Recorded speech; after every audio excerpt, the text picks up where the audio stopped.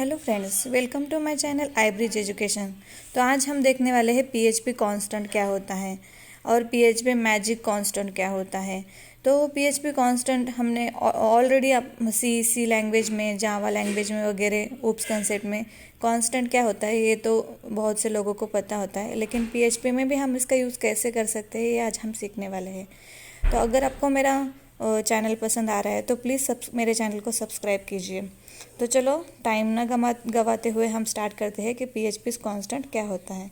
तो PHP constant एक identifier या नेम होता है जो एग्जीक्यूशन टाइम में चेंज नहीं होता है एग्जीक्यूशन टाइम में, इसलिए इसको कांस्टेंट बोलते हैं because it can not change.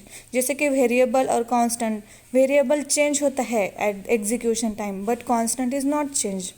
But एक ऐसा भी कांस्टेंट होता है कि जो एग्जीक्यूशन टाइम में चेंज होता है, जिसको बोलते हैं कि मैजिक कांस्टेंट, जो not really constant but it is a constant.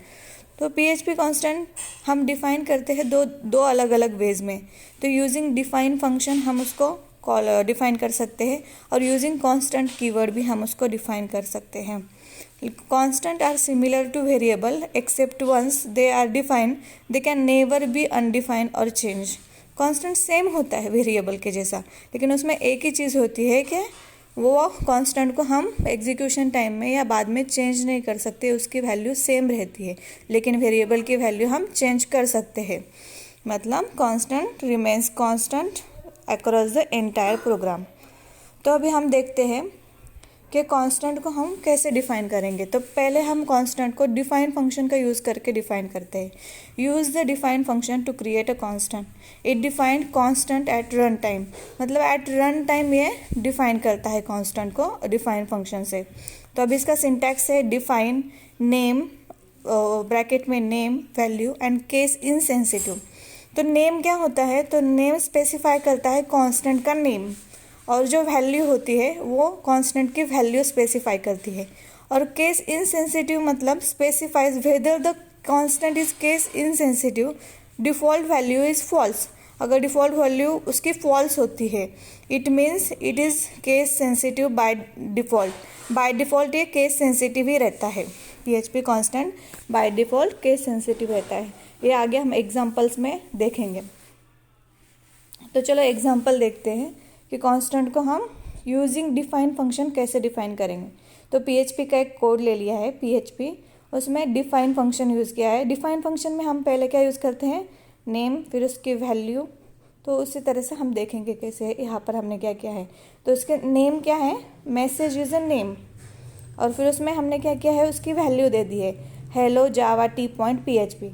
अभी इको मैसेज, अभी हमको मैसेज ये नेम है, अभी इसको प्रिंट कराना है तो उसकी वैल्यू क्या है?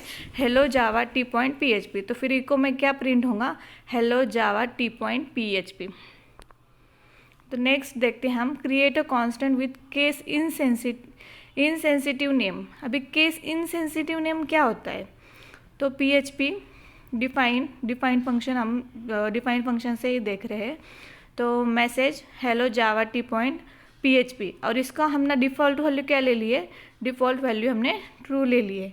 ट्रू ले लिए मतलब क्या है? ये केस इनसेंसिटिव है, केस सेंसिटिव है। हाँ, not case sensitive means case insensitive है। अभी हमने पहले इको मैसेज कर लिया, ये कैपिटल में हमने डिफाइन करते वक्त क्या किया है कि कैपिटल में डिफाइन किया है, लेकिन प्रिंट करते वक्त हम इको को, मैसेज को कैपिटल में भी प्रिंट करवा रहे हैं और स्मॉल में भी प्रिंट करवा रहे हैं, लेकिन दोनों वक्त हमारा आउटपुट क्या हो रहा है? हेलो जावा t.php ये प्रिंट हो रहा है। तो ये क्यों प्रिंट हो रहा है? क्योंकि हमने इसकी डिफ़ॉल्ट वैल्यू क्या ले ली है? ट्रू ले ली है, इसलिए ये क्या हो गया है? केस इनसेंसिटिव हो गया है। अगर हमको केस सेंसिटिव करना है तो उस वक्त हमें क्या करना पड़ेगा? एक तो कोई भी वैल्यू नहीं डालना पड़ेगी, या तो फिर ट्रू के जगह पर फॉल्स वैल्यू डालना पड़ेगी। तो चलो देखते हैं, उसका भी एग्जांपल देख लेते हैं कि केस सेंसिटिव नेम कैसे होता है। तो एक प्रोग्राम ले लिया हमने, डिफाइन कर लिया। फंक्शन डिफाइन करते वक्त हम क्या करते हैं? डिफाइन फंक्शन में मैसेज ने दे दिया, नेम दे दिया, उसकी वैल्यू दे दी, और वो केस सेंसिटिव है कि इनसेंसिटिव है वो भी हमने लिख दिया। जैसे कि मैसेज है, उसकी वैल्यू हमने ली है हेलो जावा t.php, और वो केस सेंसिटिव है कि इनसेंसिटिव है, फॉल्स में हमने दे दिया है। फॉल्स अगर रहता है तो क्या होता है, उस वक्त केस सेंसिटिव रहता है।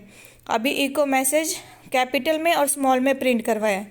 अब ये केस सेंसिटिव है, मतलब यहाँ पर क्या होगा कि देखा जाएगा कि कैपिटल जो फंक्शन आपने नेम, जो फंक्शन का नेम दिया है वो कैपिटल में है और वो मैच हो रहा है क्या। अगर वो मैच हो रहा है तो वो प्रिंट होगा, अगर मैच नहीं हो रहा है तो प्रिंट वहाँ पर एरर दिखाएगा। तो उसी तरह आउटपुट में हमको पहले डिस्प्ले हो रहा है हेलो जावा टी पॉइंट, और सेकंड लाइन का एरर दे रहा है, मतलब इको स्मॉल मैसेज का एरर आ रहा है। PHP notice use of undefined constant message assume message, जो आपका डायरेक्टरी है वो ऑनलाइन 4 मैसेज। ओके, तो इस तरह के एरर हमको यहाँ पर दिखा रही है। अभी हमने PHP को डिफाइन फंक्शन से कैसे डिफाइन करते हैं वो देख लिया है।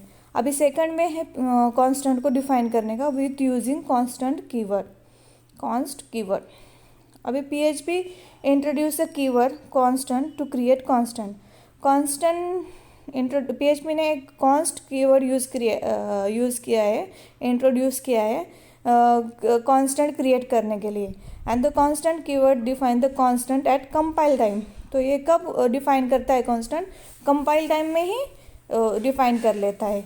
It is a language construct not a function. ये एक लैंग्वेज कंस्ट्रक्ट है, ये फंक्शन नहीं है। जैसे कि हमने पहले डिफाइन फंक्शन देखा था, लेकिन ये क्या है कि एक लैंग्वेज कंस्ट्रक्ट है। The constant define using constant keyword is case sensitive. अभी इसमें पीछे हमने देखा कि केस सेंसिटिव केस इनसेंसिटिव दोनों था, लेकिन अभी इस वक्त क्या है कि ये केस सेंसिटिव ही रहता है।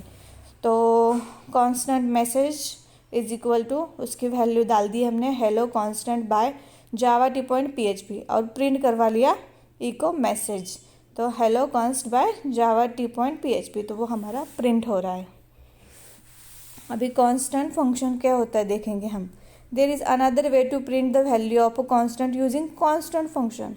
कांस्टेंट फंक्शन का यूज भी हम कर सकते हैं प्रिंट करने के लिए, वैल्यू प्रिंट करने के लिए, instead of a echo statement. Echo statement का यूज़ करने से हम बेहतर है कि कांस्टेंट फंक्शन का यूज़ करके कर लिए। तो उसका सिंटैक्स है कांस्टेंट और अंदर ब्रैकेट में उसका नेम। तो चलो देखते हैं एग्जांपल उसका भी। तो एक प्रोग्राम ले लिया हमने, उसमें हमने डिफाइन फंक्शन मैसेज और उसका वैल्यू ले लिया जावा टी पॉइंट। अभी इको मैसेज हमने प्रिंट करवा लिया, इको मैसेज। तो हमारा क्या प्रिंट होने वाला है, जो मैसेज का वैल्यू है जावा टी पॉइंट वो प्रिंट होने वाला है। और सेकंड लाइन में हम, थर्ड लाइन में अभी वहाँ पर लिखा है इको कांस्टेंट और ब्रैकेट में है मैसेज। अभी ये भी बोथ आर सिमिलर, और बोथ दोनों भी क्या प्रिंट करवाता है, जावा टी पॉइंट प्रिंट करवाता है। तो इसी तरह हमने देख लिया कि PHP में कांस्टेंट किसी तरह से यूज़ करते हैं। मतलब हम डिफाइन फंक्शन का भी यूज़ कर सकते हैं, कांस्टेंट कीवर्ड का भी यूज़ कर सकते हैं, प्रिंट करते वक्त हम कांस्टेंट फंक्शन का भी यूज़ कर सकते हैं। तो अगर आपको और भी न्यू वीडियोस देखनी है तो please comment and like my videos and subscribe my channel. Thank you so much friends.